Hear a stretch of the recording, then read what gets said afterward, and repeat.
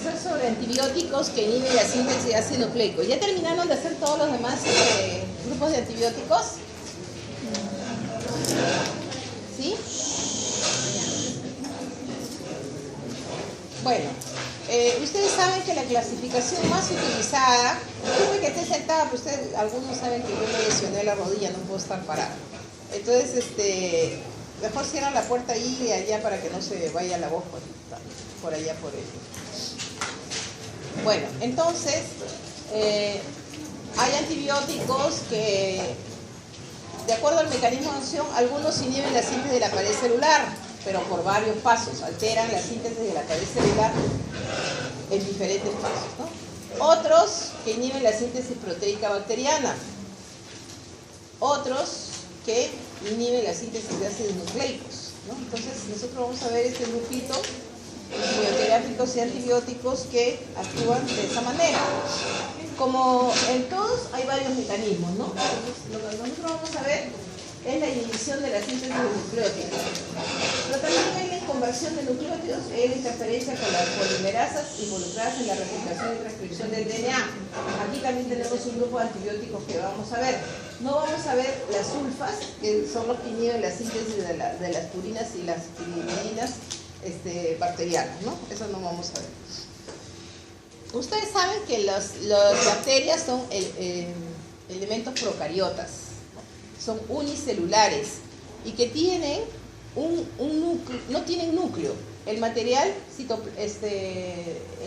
nuclear está súper enrollado, el ADN, dentro del citoplasma.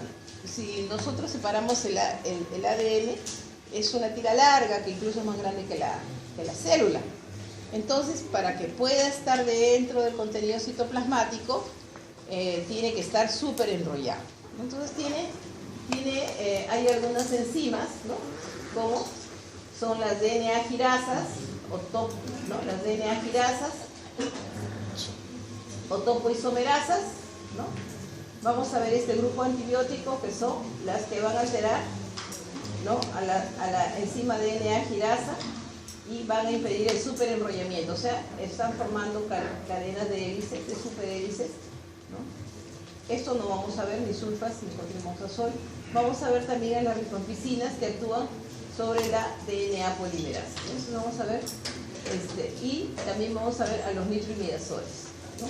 Entonces, aquellos que inhiben la síntesis de DNA, tenemos las quinolonas, que son quimioterápicos, y los nitroimidazoles, como vamos a ver, el metronidazol. Y aquellos que inhiben la síntesis del ácido ribonucleico dependiente de DNA, que son las rifampicinas, otras rifamicinas y las actinomicinas, ¿no? Entonces, las quinolonas. Tenemos quinolonas, son quimioterápicos, ¿no? Quimioterápicos antimicrobianos, no son antibióticos porque no derivan de células vivas, ya son productos sintéticos. Entonces, tenemos de varias generaciones, desde la primera hasta la cuarta generación. Entonces, las quinolonas de primera generación, las más antiguas de la década del 60, por ejemplo, tenemos el prototipo que es el ácido nalidíxico. Estas quinolonas tenían acción predominantemente contra gérmenes gram negativos, ¿no? Y sobre todo los uropatógenos y algunos enteropatógenos, pero no tenían acción contra pseudomonas. Después, en la década del 70, ya hubo un gran avance, se le adicionó al núcleo original el flúor, ¿no? En el carbono 6, y eso le dio unas propiedades de que se convertían en quimioterápicos de amplio espectro, ¿no? Y además tenían efecto bactericida, porque es el ácido nalidíxico y todos los de la primera generación son de efecto bacteriostático, ¿no? Entonces, igualmente, estas fluorquinolonas siguen manteniendo su actividad contra gram negativos, incluyendo pseudomonas aeruginosa, y también contra algunos gram positivos, como el estafilococo, ¿no? Entonces, sirven para una serie de infecciones. De la década del 70 hasta los años 90, más o menos, las quinolonas eran excelentes antimicrobianos, ¿no? Pero como todo lo que hacemos mal uso ya no nos sirve, ¿no? Entonces, nadie graba. Guardan sus grabadores, sus celulares. Entonces, ya no sirven porque han generado mucha resistencia antibacteriana, ¿no? Por ejemplo,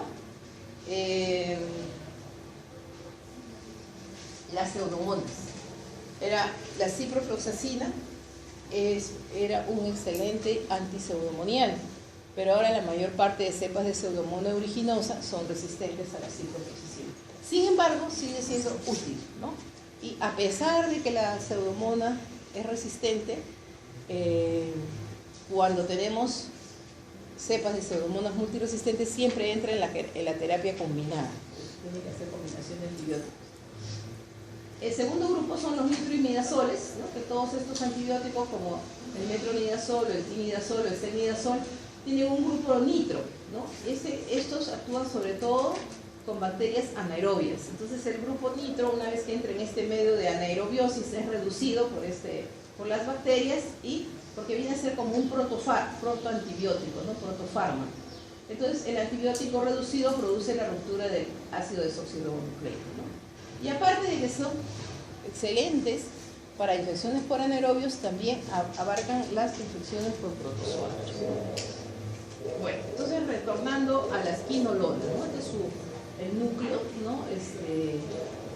Original del ácido naridíxico, pero aquí se agrega la posición 3 al grupo carbonilo y eso va favoreciendo su actividad bactericida, ¿no? Aquí el flúor en la posición 6 también aumenta su capacidad bactericida y además incrementa su actividad antibacteriana, ¿no?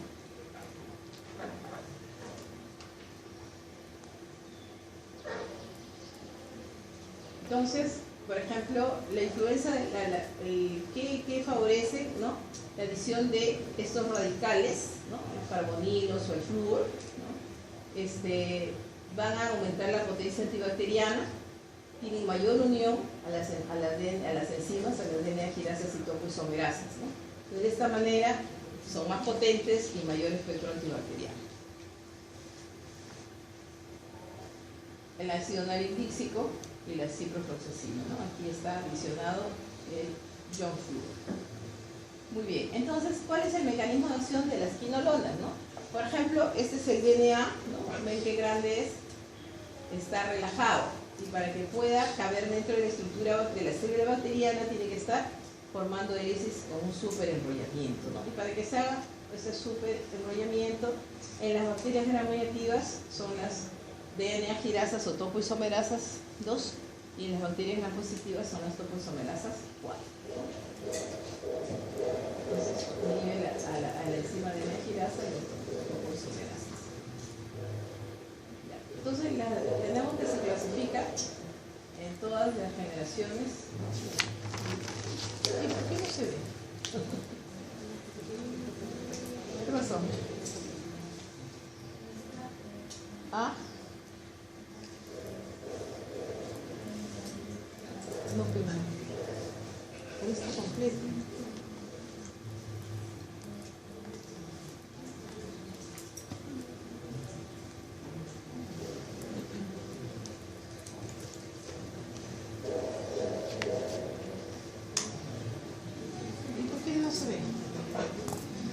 ¿Qué pasó?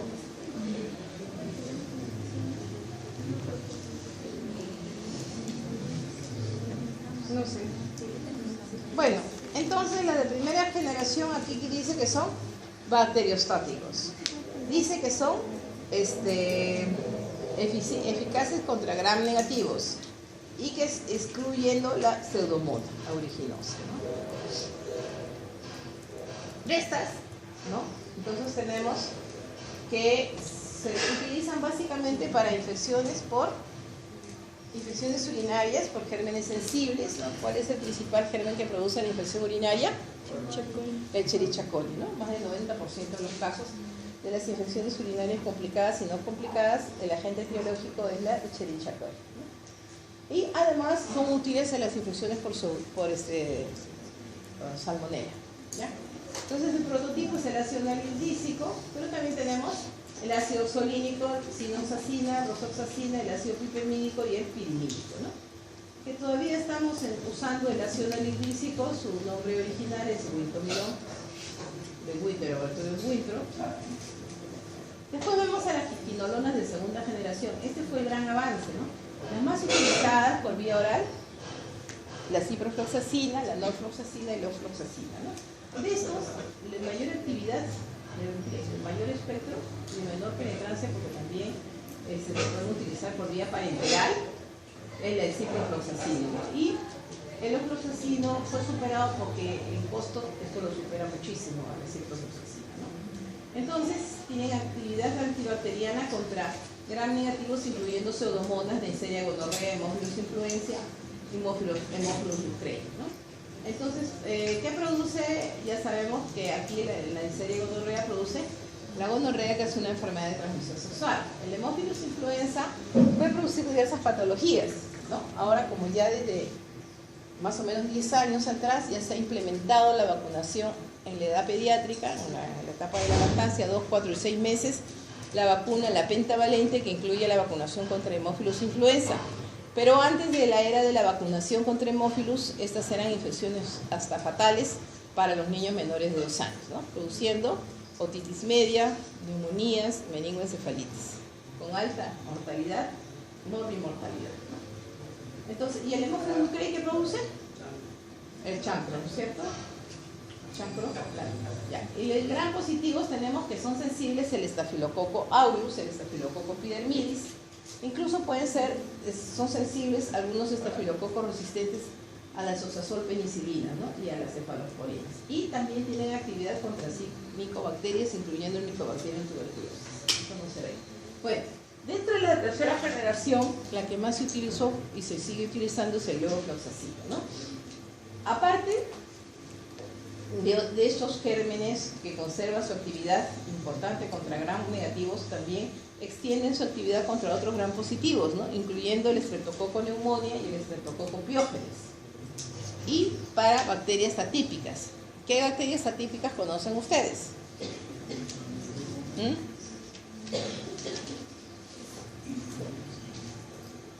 Chlamydia trachomatis es una bacteria típica, ¿no? Legionella pneumófila, ¿no? ¿Qué otra? Mycoplasma pneumoniae, ¿no? Son bacterias atípicas. Entonces, las infecciones por bacterias atípicas que pueden causar neumonías atípicas se pueden tratar muy bien con quinolones. Y las de cuarta generación, ¿no? Ya estas son de la década del 90 para adelante, tenemos además utilizar gatifloxacino y mofifloxacino, ¿no? Y el mofifloxacino que se utiliza sobre todo por vía parenteral y amplían su espectro contra anaerobios, ¿no? Sobre todo anaerobios del género Clostridium. El género Clostridium, que es gram positivo o gram negativo. Gram positivo, ¿no? ¿Cuáles son los Clostridium más frecuentes? Clostridium perfringens y el Clostridium difficile, ¿no? Y los bacteroides, ¿no? Bacteroides fragilis y otros bacteroides son sensibles a las quinolonas, ¿no? Entonces las quinolonas, ¿no? Se absorben muy bien por vía oral, ¿ya? Pero hay un grado variable. Por ejemplo, la norfloxacina no se absorbe, su biodisponibilidad no es tan alta por vía oral. De grado intermedio, la ciprofloxacina siempre se recomienda darlo en ayunas o alejado de los alimentos, ¿no? Y la ofloxacina, muy buena absorción por vía oral. Entonces la biodisponibilidad varía entre un 50 y un 85%, luego es de la absorción gastrointestinal. El pico, nivel pico, se alcanza entre 30 minutos hasta 2 horas y media, ¿no? Pasa poco, sufre poco el fenómeno del primer paso. Y en cuanto a la distribución, las fluorquinolonas se distribuyen bien a todos los tejidos, incluso ingresan intracelularmente, alcanzan altas concentraciones en saliva, ¿no? En secreciones traqueobronquiales, en el epitelio respiratorio, alcanzan altas concentraciones en la piel y tejidos blandos, también en el riñón, por eso que son muy útiles en infecciones urinarias, y en los genitales sexuales, donde generalmente son santuarios que pocos antibióticos llegan, puede llegar bien a la próstata, a la vesícula seminal, a la uretra y al cuello uterino. Entonces, por eso son útiles en las enfermedades de transmisión sexual, ¿no? En la cervicitis, cervicuretritis, en las prostatitis.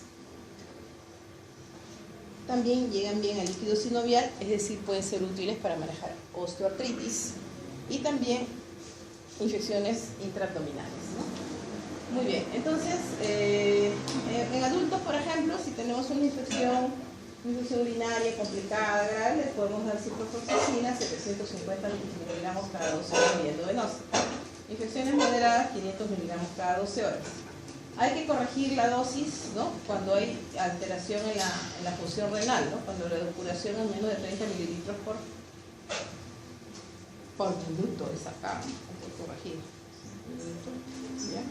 Entonces hay que prolongar. Hay dos maneras de corregir cuando el paciente tiene insuficiencia renal. Uno es prolongando el intervalo de la dosis, ¿no?, por la fórmula de Schwartz, y otra es reduciendo la dosis, ¿no? Entonces se recomienda que se mantenga la dosis, pero prolongando el intervalo.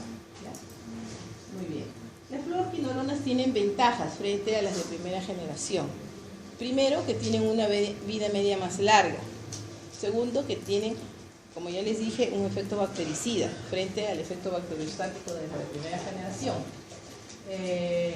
Y tienen un gran volumen de distribución en casi todos los tejidos. En cambio, las quinolonas de primera generación, ¿dónde se concentran bien? Riñón, vías urinarias, intestino.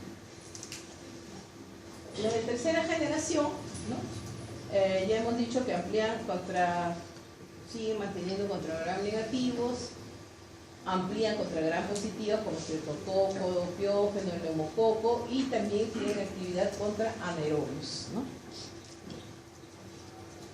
Y las de cuarta generación también, ¿no?, mantienen contra anaerobios, estafilococos y otros gram negativos, pero las de cuarta generación, como la gatifloxacina,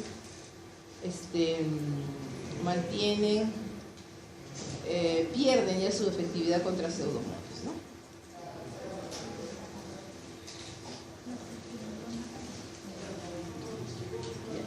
A partir de la segunda generación, ¿no?, difunden bien a tejidos, incluyendo tejidos de difícil acceso, como les he dicho, ¿no? Los genitales masculinos, por ejemplo, pocos antibióticos llegan a próstata, antimicrobianos llegan a próstata, líquido seminal, ¿ya? Y también algunos pueden penetrar en variable concentración, variable porcentaje, a líquido cefalorraquídeo. Por ejemplo, el ciprofloxacino tiene muy poca penetrancia, atraviesa poco la barrera hematoencefálica, entonces su concentración en el líquido cefalorraquídeo no alcanza más allá del 5 o 25%. Es decir, a nadie se le va a ocurrir tratar con ciprofloxacina una meningoencefalitis, ¿no? En cambio, la sparfloxacina sí puede, porque alcanza concentraciones de hasta 90%.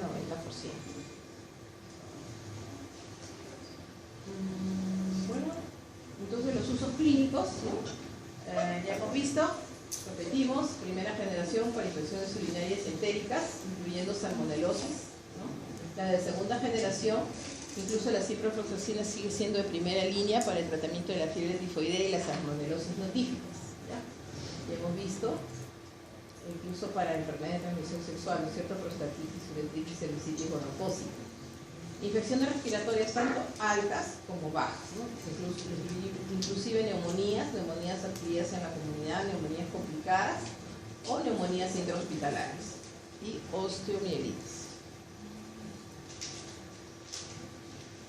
También pueden servir en caso de pacientes diabéticos donde es frecuente que se produzca la otitis externa por pseudomonas, en algunos casos de sinusitis resistente por neumococos resistentes a las penicilinas, neumonías intrahospitalarias, ¿no?, otras enfermedades diarreicas, y en pacientes neutropénicos, ¿no? Ahora en pacientes neutropénicos ya no son como en la década del 90, que se podía iniciar con cierta seguridad. Ahora tenemos que utilizar otros antibióticos. ¿Por qué se utilizan en los pacientes con neutropénicos, febriles, inmunodeprimidos? Porque esos pacientes son susceptibles a ser infectados por pseudomonas. Entonces la ciprofloxacina era muy buen antipseudomonial, pero ahora ya perdió su efectividad, entonces ya no es seguro, ¿no? Contra los pacientes inmunodeprimidos nosotros no nos podemos jugar porque la bacteria los puede matar, la infección. Entonces ya se inicia, por ejemplo, piperacilina tazobactam, ¿no? Entonces las infecciones urinarias, ¿no? Las no complicadas, no asociadas a malformaciones urológicas, se puede hacer ciprofloxacina a 500 miligramos por día por 3 días, ¿no? Pero si tiene alguna comorbilidad asociada, ¿no? Difusión a nivel, por ejemplo, reflujo vesiculoureteral, ya se estima en 7 días, ¿no? Si hay difusión vesical, nosotros podemos dar una profilaxis con ciprofloxacina todas las noches, ¿no? Para las enfermedades de transmisión sexual son quimioterápicos de segunda línea, por ejemplo, para la clamidia trachomatis. ¿Qué puede producir la clamidia trachomatis en las mujeres? ¿Qué infección produce? ¿Ah?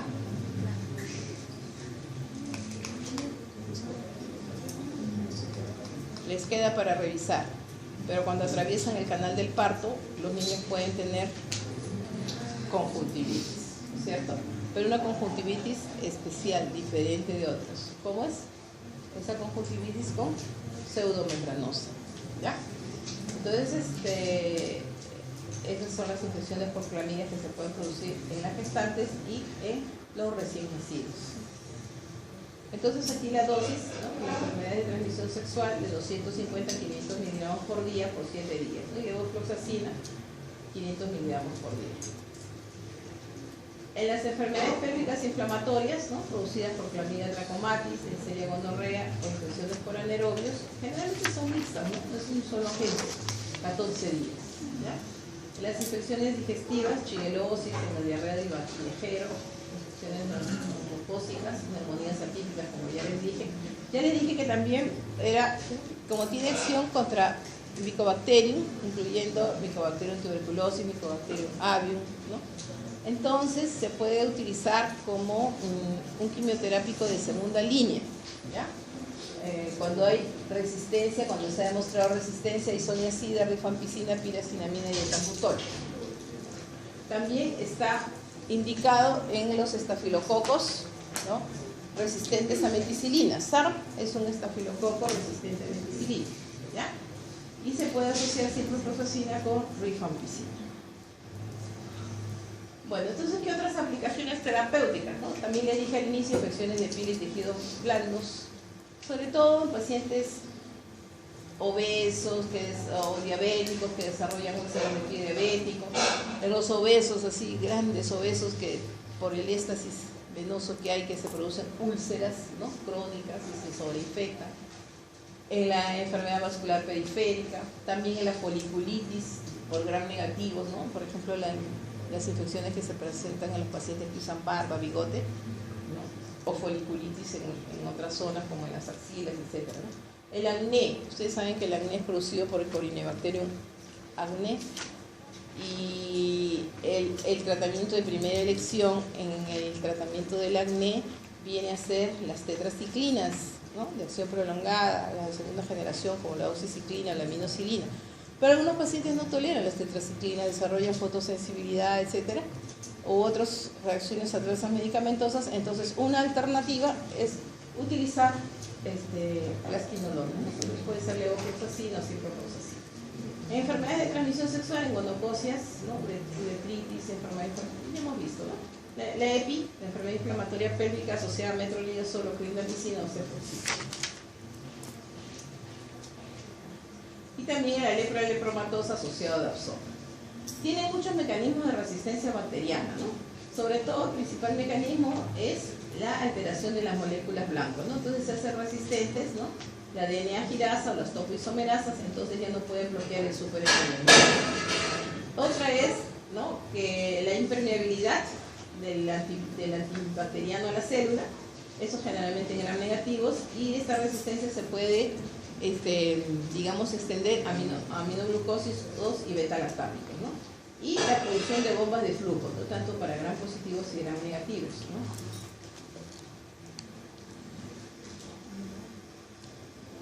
Ya. Entonces, ¿qué reacciones adversas, no? Las más frecuentes son a nivel abdominal. Pueden presentar disconfort abdominal, náuseas, vómitos, diarrea, ¿no? Con el uso prolongado puede desarrollar, o sea, más de 10 días, colitis asociada a antibióticos, ya sabemos, producida por Clostridium perfringens, ¿no? A nivel del sistema nervioso central puede dar cefalea, mareos, ¿no? Pero también puede producirse en raros casos alucinaciones y delirio. A nivel cutáneo, rash, fotosensibilidad, A nivel hematológico, leucopenia, eosinofilia, anemia hemolítica, trombocitopenia, incluso se puede llegar hasta la coagulación intravascular diseminada. A nivel del cartílago articular, aquí hay un poco de controversia porque se hizo experimentos ya en la década del 90 más o menos, en que en ratas bebés interrumpía el desarrollo del cartílago de crecimiento. Pero eso no se ha visto en los niños, ¿no? Tendría que usarse por mucho tiempo. Entonces las quinolonas nunca son de primera línea en niños, salvo que se evalúe riesgo-beneficio, ¿no? Por ejemplo, infecciones por pseudomonas, cuando la pseudomonas es sensible a ciprofloxacina, ¿no? Si nosotros de repente no queremos escalar hacia carbapenems o escalar a piperacillina tazobactam, de repente podemos, ¿no? Por ejemplo, es un paciente que tiene una malformación urológica, me hace infecciones urinarias Escherichia coli, la trato, de pronto me sale que en una de esas viene un urocultivo positivo a pseudomonas sensible a cipro, lo puede usar, ¿no? Antes de escalar hacia carbapenems o pipetazo. Entonces, puede producir también hepatotoxicidad con elevación de transaminasas, ¿no? Puede producir falla renal, pero esto es más que nada idiosincrasia y QT prolongado. Como dice acá, en los años 70 eran los antibióticos de élite, ¿no? Para enfrentar sepsis por gram negativo de alta virulencia y resistencia. Esto ya ha perdido bastante utilidad, ¿ya? Bueno, algunos ya hemos dado las indicaciones, ¿no? Muy bien. Entonces el metronidazol, como les dije también hace un momento, es un protofármaco. En el medio anaerobiótico ya reduce al grupo nitro, ¿no? Y ahí se comienza a activar. Entonces el metronidazol es el prototipo de este grupo de nitroimidazoles, sin ser el único, ¿no? Hemos dicho que hay tinidazol, secnidazol, ¿no? Entonces, esto básicamente nos sirve para tratar las infecciones por anaerobios en cualquier territorio del organismo. Porque, por ejemplo, ¿qué otro antibiótico conocen ustedes que sea útil para infecciones por anaerobios? Clindamicina, por ejemplo, pero la clindamicina sirve del abdomen y la pelvis. En cambio, el metronidazol podemos utilizarlo para infecciones abdominopélvicas, pero también para abscesos cerebrales producidos por anaerobios, ¿ya? Además, nos sirve para las infecciones por protozoarios. ¿Qué protozoarios? Trichomona vaginalis, Entamoeba histolítica, Giardia lambda, ¿ya? La Trichomona vaginalis puede producir la vaginosis, la Giardia lambda, la giardiasis, ¿no? Se caracteriza por diarrea. Ustedes saben que producen quistes y trofozoitos, incluso pueden producir una gastroduodenitis crónica, ¿no? Y también la Entamoeba histolítica. Y dentro de los anaerobios, muy útil también para las infecciones por Helicobacter pylori, ¿ya? Aquí, ¿no? Entonces, es uno de los antibióticos más eficaces para la erradicación del Helicobacter pylori en combinación con otros antibióticos, ¿no? Y también es utilizado en la enfermedad de Crohn. La enfermedad de Crohn es una enfermedad inflamatoria intestinal, ¿cierto? Un tipo de las enfermedades inflamatorias intestinales. También, al igual que la cipro, puede ser utilizada en la diarrea inducida por antibióticos, ¿no? Por vía oral. Sabemos que pueden ser producidas por Clostridium perfringens, Clostridium difficile. El acné rosácea, ¿no? Ustedes saben, bueno, no sé si habrán visto, cuando ya roten por dermato van a ver, son unos acné de tipo acné globata, rosado, bien inflamado, ¿no? Con ampollas, bien feo. Entonces, eso se llama acné rosácea. Bueno, el mecanismo de acción es que actúa sobre las proteínas que transportan los electrones en la cadena respiratoria de las bacterias anaeróbicas, ¿no? Y en otros microorganismos se introduce entre las cadenas de DNA, inhibiendo la síntesis de ácidos nucleicos. Produce lisis, ¿no? Es bactericida, tricomonicida y amebicida. Es efectivo tanto en las células en la fase de división como en las células en reposo, ¿no? Es de muy bajo peso molecular y tiene una propiedad de que se une poco a proteínas, ¿no? Y prácticamente no induce mucha resistencia, ¿no? Entonces, puede, como les dije, son sensibles los bacteroides fragilis y otros bacteroides, el Fusobacterium, los géneros Eubacterium, Prevotella, Veillonella, Porphyromonas, Clostridium, Pectococcus, Peptostreptococcus. También tiene actividad contra Haemophilus vaginalis y Gardnerella vaginalis, es decir, también puede ser útil no solo, o sea, para Tricomona, sino también para otras bacterias propias del aparato genital femenino. Entonces, muy útil, siempre se puede a través de óvulos en la vaginosis mixtas, ¿no? Bueno, ahí está toda la serie de bacteroides, ¿no? Discasonis, los Ovatus, bacteroides que está Tomicron, Ureolithicus, Vulgatus, el Balantidium coli que produce Balantidiasis, ¿no es cierto? Más de elefante, ¿no? El Blastocystis hominis, que antes era considerado como parte de la, o sea, si no hay mucho, puede ser considerado como parte de la flora saprofita enteral, pero cuando comienza su replicación puede producir también diarrea. Entonces, en pacientes, sobre todo inmunosuprimidos, las diarreas por Blastocystis hominis hay que tratarlas, ¿no? Con metronidazol. Campylobacter, pero sobre todo el fetus, ¿no? Para el Campylobacter jejuni, por ejemplo, son muy útiles las macrólidos, ¿ya? La Ninthamea fragilis, Draculuncus medinensis. Aquí yo subrayaría siempre la Ninthamea histolítica, ¿no? Que puede producir la amebiasis intestinal y los abscesos hepáticos amebianos, ¿no es cierto? El Mycoplasma hominis, ¿no? Y todo este género Porphyromonas que van a producir enfermedad periodontal, ¿no? Prevotella, todos estos producen enfermedad periodontal. Muy bien, las presentaciones farmacéuticas tenemos preparados en tabletas de 250 y de 500, ¿no? Cápsulas también de 250 y de 500, la suspensión oral para uso pediátrico de 250 mililitros por 5 centímetros y el frasquito viene a ser de 60 mililitros y óvulos de 500 miligramos, ¿no? Bueno, se puede administrar por la vía oral, por la vía parenteral, en infecciones graves, abscesos, por ejemplo, intracraneales, ¿no? O abscesos pélvicos o abscesos intraabdominales. Puede ser por vía tópica, vía intravaginal, cuando necesitamos óvulos, ¿no? Y cuando se administra por vía tópica, tiene la ventaja que se absorbe muy poco, ¿no? Siendo que las concentraciones plasmáticas son 100 veces menores que las que se obtiene después de una aplicación de un óvulo, ¿no? o de una dosis oral de 250 miligramos.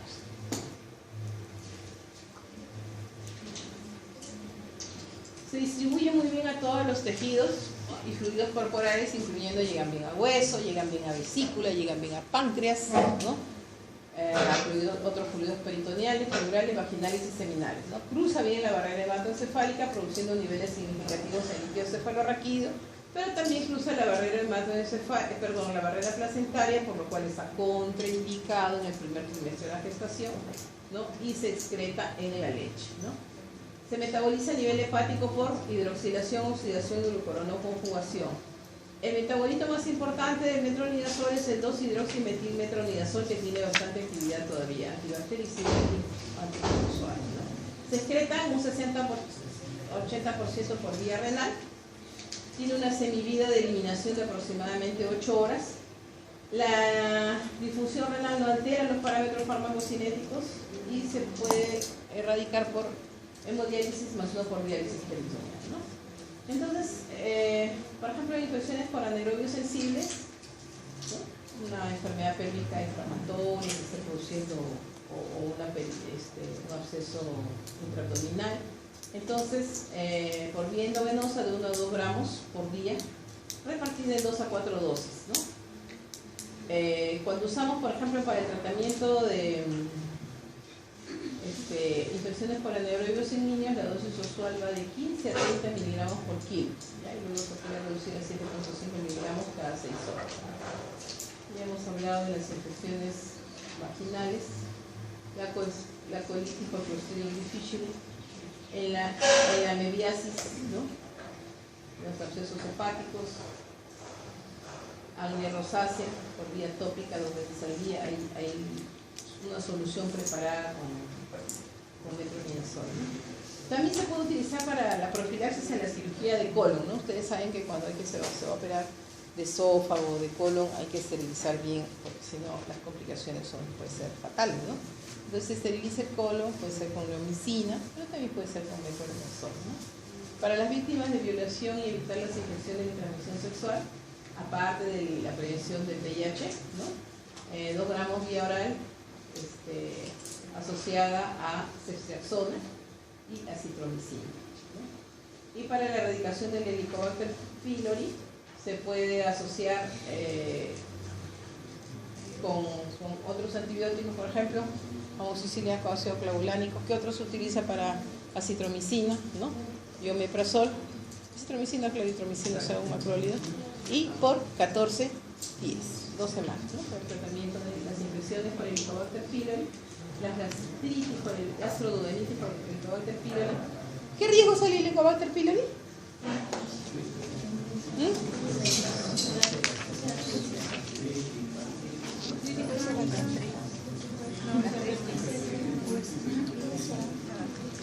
Carcinoma gástrico, el adenocarcinoma gástrico está asociado a las infecciones crónicas por el Helicobacter pylori. Son observaciones, ¿no? Pero hay algunas que podrían dar una evidencia de que sí está asociado a las infecciones por el Helicobacter pylori en pacientes que tienen, o sea, a pacientes que han fallecido por adenocarcinoma gástrico y se hacen las necropsias y se hacen los cultivos, se encuentra el Helicobacter pylori. Pero también es cierto que vemos muchos pacientes infectados con el Helicobacter pylori que nunca desarrollan cáncer gástrico. O sea, hay asociación, ¿no? Pero no tan contundente así como que el fumar cigarrillo está asociado indefectiblemente a cambios metaplásicos y carcinoma de pulmón, ¿no es cierto? Eso sí es una certeza del 100%. Pero ahora, ¿por qué no todos los fumadores desarrollan en corto tiempo, algunos en poco tiempo y algunos en mayor tiempo? Pero al final, si todos sobrevivieran a los 100 años, el 100% mueren de adenocarcinoma por los cambios que produce el tabaco, ¿no es cierto? Ya, muy bien. Entonces, en los niños y en los prematuros, ¿no? Como son las edades extremas de la vida, hay una reducción del metabolismo hepático y está aumentada la vida media. ¿Qué reacciones adversas nos puede dar? Nos puede dar disfunción hepática, nos puede dar neutropenia, nos puede dar anemia hemolítica. Está asociada a la categoría B del riesgo, ¿no? En el embarazo.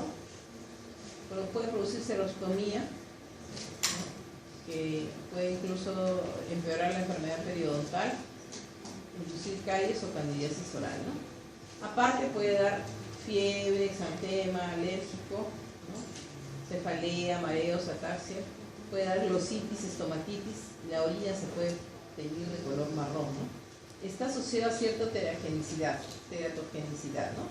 Entonces, y también tiene efecto mutagénico. Ustedes leen el inserto y siempre dicen que hay que tener mucha precaución con el uso repetido de metronidazol o con el uso prolongado, porque puede tener efecto mutagénico. Y se ha descrito, ¿no? En animales de experimentación que desarrollan cáncer. Pueden tener efectos teratogénicos produciendo neuroblastomas, ¿no? Los neuroblastomas son tumores de células embrionarias que son frecuentes en niños, son congénitos y frecuentes en niños menores de 2 años. Muy bien, y por último, la rifampicina, ¿no? La rifampicina es una rifamicina que deriva también de un hongo, ¿ya? Y su principal mecanismo de acción es que se une a la enzima RNA polimerasa dependiente de DNA. Entonces va a bloquear la síntesis del RNA mensajero, ¿no? Este antibiótico está reservado en realidad para ser un antibiótico tuberculicida de primera línea, ¿no? Entonces no se puede utilizar así a diestra y siniestra, si bien es cierto que muchos son los gérmenes sensibles, porque le restaríamos efectividad y podría desarrollar más resistencia, y ustedes saben que para nosotros está siendo bastante problemático los micobacterios, o sea, las tuberculosis MDR y XDR, ¿no? Entonces tenemos que reservar a la rifampicina para ser un tuberculicida de primera línea, ¿no? Puede penetrar en las células, ¿no? Incluso en las cavidades. Cómo es que se une a la subunidad beta del DNA, de la DNA polimerasa RNA dependiente, impidiendo que esta enzima se una al DNA, bloqueando la transcripción del RNA. De acuerdo al sitio donde llegue y a la dosis que se use, puede ser bacteriostático o bactericida, pero para tuberculosis es bactericida para el Mycobacterium tuberculosis, ¿no? Nunca se va a utilizar. Ustedes saben que las bacterias de crecimiento lento, como el Mycobacterium lepra, el Mycobacterium tuberculosis, la Brucella, melitensis, ¿no? El género Brucella en general, el Mycobacterium lepra, nunca se tratan con monoterapia, porque el riesgo de desarrollar resistencia es bastante alto. Entonces los esquemas antituberculosos, tanto la tuberculosis pulmonar como extrapulmonar, ¿no?, incluyen el uso de 4 drogas en la primera fase. Entonces, como tuberculicida es útil tanto en la fase de división rápida, ¿no?, como se produce en las lesiones cavitarias, como en la división lenta que se produce en la división lenta en las lesiones gaseosas en los macrófagos, ¿no? ¿Ustedes llevaron patología? ¿Han visto pulmones tuberculosos o ya no enseñan? Sí, ¿no? Porque creo que estaban prohibiendo eso. ¿Dónde los han visto? ¡Ay, madre! En mi época nosotros nos enseñan los pulmones así de formol nomás. Eso no mata el Mycobacterium, ahora se ha vuelto tan acá había el... No, nosotros hacíamos patología en las sedes. ¿Ustedes dónde hacen? ¿En las sedes también? Patología especial, Ah, el otro año. Ah, ya, por ejemplo, yo fui a la Almenara y después a Bravo Chico, entonces he visto un montón de pulmones con cavernas, con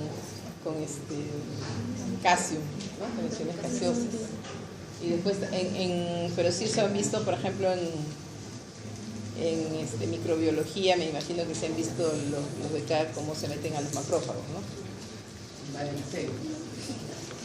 Bueno, entonces son sensibles varios genes del género Mycobacterium, el Mycobacterium tuberculosis, el bovis, el kansai, el marinum y el lepra, y algunas cepas de Mycobacterium avium, intracelulares y fortuitum.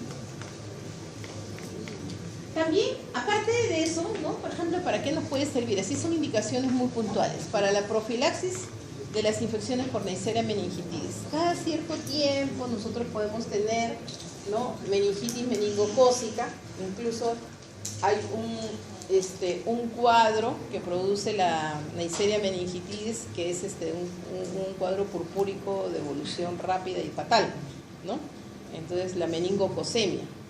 Entonces, en esos casos, ahora ya hay vacunas contra la Neisseria meningitidis, pero cuando no había, en la época prevacunal, entonces todo aquel llegaba un paciente con meningocosemia, meningitis meningocócica, todo el mundo, hasta ahora, ¿no?, que no ha sido vacunado, tiene que recibir su profilaxis. Entonces, el fármaco ideal es la rifampicina, porque se da una vez al día.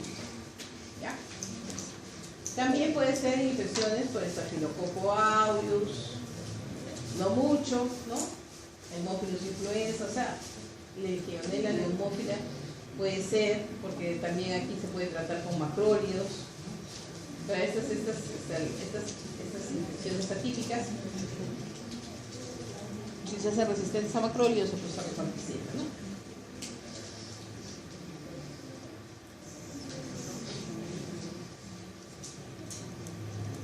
Se absorbe muy bien, alcanzando niveles séricos a las 2 a 4 horas, ¿no?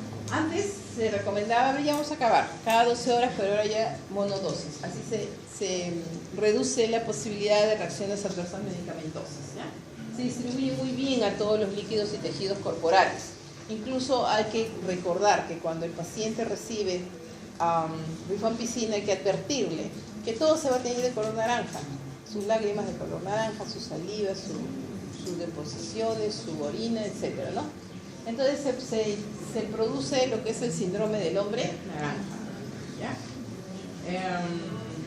Atraviesa la barrera placentaria y se excreta también en la leche materna. Se metaboliza a nivel hepático por las acetil deshidrogenasas, ¿ya?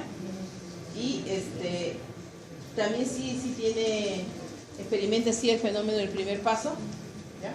La vida media plasmática es de 3 a 5 horas y se excreta tanto por las heces como por el riñón, y también entrega muy bien a la vesícula biliar, ¿no?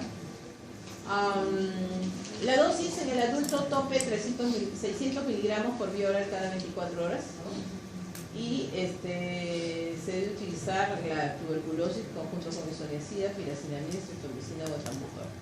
En el niño es a 10 miligramos por kilo de rifampicina por vía oral o intravenosa, una vez al día durante 2 meses, o sea, en la primera fase, y luego se puede dar isoniazida, rifampicina, una vez al día, 2 a 3 veces por semana durante 4 meses más, ¿no?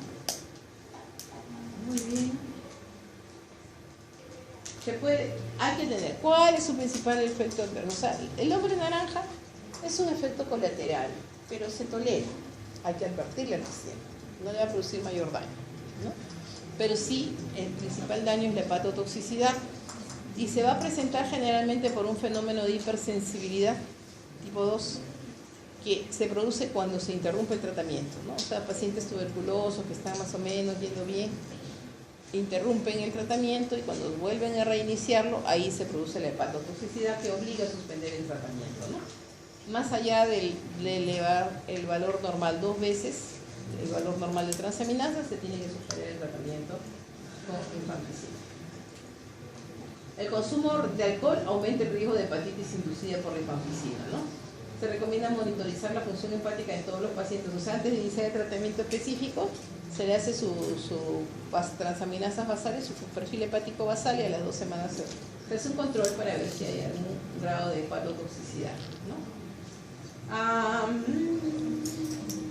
Hay otras rifampicinas como la rifabutina, que más que nada se utiliza por vía tópica para la limpieza de heridas operatorias, ¿no? Aparte, importante es que es potente inductor del sistema enzimático P450. Y es necesario reajustar las dosis de estos fármacos cuando se inicia el tratamiento con rifampicina. Bueno, aquí me quedo pues, porque como ya a la mayoría no le interesa, están conversando, riéndose. Ya quiere decir que ya se acabó. Entonces, silencio, porque ustedes van a ser médicos. Entonces, tienen que ser educados, respetuosos, porque si no, van a llegar a ser unos médicos mediocres que nadie los va a respetar. El médico tiene que ser el líder del equipo de salud, tiene que dar el ejemplo en todo, ¿no es cierto? Entonces, ya vamos a acabar, ya les dije. A nivel gastrointestinal puede haber diarrea, vómitos, anorexia, colitis pseudomembranosa, pancreatitis y pirosis. La urticaria es frecuente, ¿no? Y el síndrome del hombre naranja, que ya se lo describí.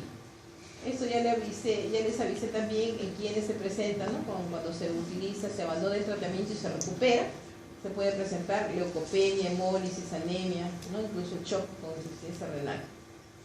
Puede dar también con el uso prolongado nefritis intersticial, ¿no? Incluso puede dar daño renal produciendo glomerulonefritis y síndrome nefrótico como manifestaciones de hipersensibilidad. Ya, faltaban 2 nomás. Muy bien. ¿Alguna pregunta?